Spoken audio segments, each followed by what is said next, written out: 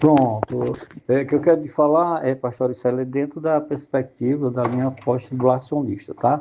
Então, assim, pastor Issélia, né? A igreja reina com Jesus aqui, mas aqueles 144 mil, 12 mil de cada tribo dos filhos de Israel, né? E após o milênio, no finalzinho do milênio, Satanás é solto por um pouco de tempo, ele ainda enganará um terço da população terrestre, é muita gente, né? Aí entrará líderes políticos, a geopolítica da época vai entrar aí, né, os líderes políticos, religiosos, né, que tomaram decisões para o futuro da população terrestre, né? E eles marcharão e intentarão contra o reino milenar de Cristo, declarará guerra, né, a Cristo Jesus. E Jesus, com o sopro da sua boca, né, o destruirá e os lançará no lago que arde com fogo e enxofre, né? O que é a segunda, o que é a prisão para Satanás, né? E os seus seguidores, né? Então, assim, né? Após o reino milenar, pronto, né? Jesus não vem reinar aqui literalmente na terra, né? Ou o pastor não crê que Jesus vem reinar literalmente na terra. As promessas de Isaías a respeito do Messias, não é? E quando Jesus veio, ninguém acreditou. Tá? Ninguém acreditava que ele era, né? Ninguém que eu digo, né? Entre aspas, né? Alguns acreditaram, né? Mas muito poucos acreditaram, né? E foi-se cumprida a profecia de Isaías, né? A respeito do Messias que haveria de vir, né? E em Mateus capítulo 1, versículo 20 e 21, diz que ele é o Emanuel, Deus que está conosco. Diz que ele é aquele que veio para salvar, libertar o seu povo, né?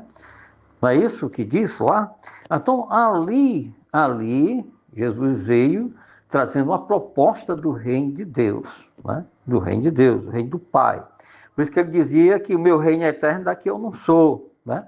Mas Jesus vai implantar o reino milenar dele aqui na terra, literalmente na terra. Não é isso? Então, Jesus estabelecerá o seu reino milenar aqui na terra, e após né, o seu reino milenar, né, nós estaremos eternamente com ele. Né?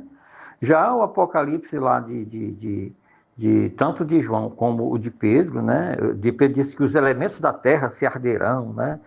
E já João disse que é novo céu e nova terra, né? Porque o plano de Deus para o homem, pastor Auricélio, desde o início, lá no Jardim do Éden, né? Certo? É, foi aqui na terra. E o homem vai viver aqui na terra, né? O homem vai viver aqui na terra. E esse reino de Deus, certo? Esse reino do Senhor é eterno e vai ser aqui na terra, né? Esse é o intento das profecias, né, apocalípticas apontam para isso, né?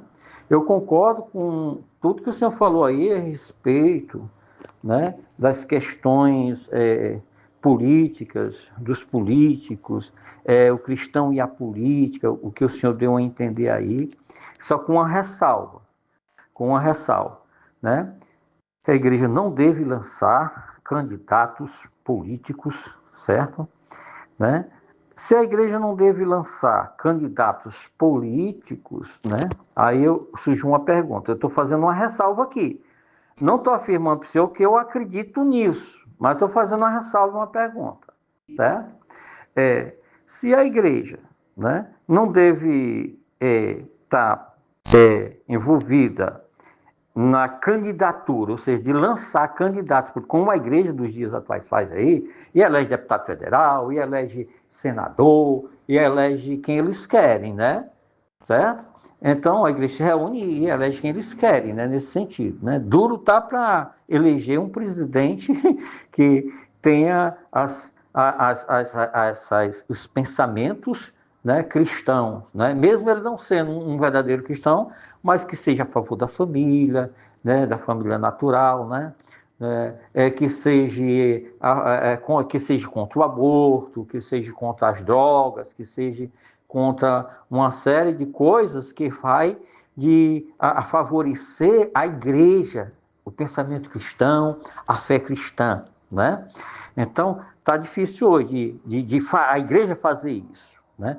Eu acredito que se a igreja mesmo pudesse fazer isso, tivesse esse poder em fazer isso, né? Eu acredito que ainda seria comprometida, né, na soma de votos, né? Poderia haver alguma trapaça, né?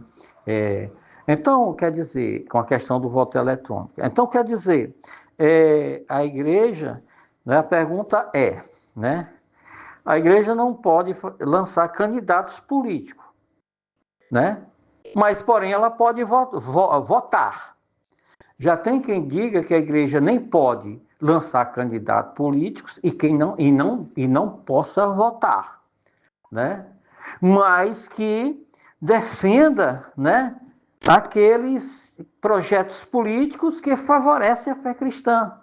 Há, de uma forma direta ou indireta, apoio, né, por parte daqueles que não é a favor de lançamento a candidatos políticos, né, e nem tampouco de o cristão votar.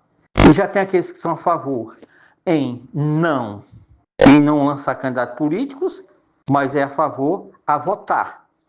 Terceiro ponto, já tem aqueles que é a favor tanto a lançar candidatos políticos como a votarem, né?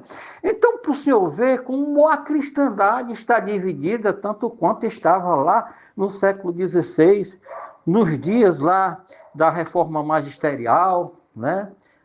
Onde estava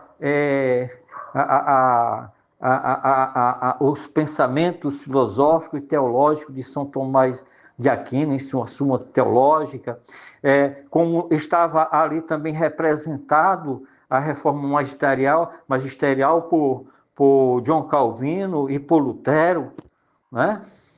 E cada um tinha o seu pensamento. E Menno Simon tinha esse pensamento, né, da igreja de forma nenhuma se envolver com política, né, baseado-se justamente aí aonde está havendo a polêmica, né? O meu reino é eterno, daqui eu não sou, né? Mas esse reino de Jesus, para começar, o milênio depois vai ser aqui na Terra, né? E vai por toda a eternidade. Depois passar o milênio, acredito que é assim. Por quê? Porque onde eu estiver, estejais vós também. Então, me responda aí, meu pastor. A paz de ser meu pastor, sem ironizar e sem brincadeira. Estou levando a sério, meu pastor, porque o senhor é pastor, né? Me responda, por gentileza.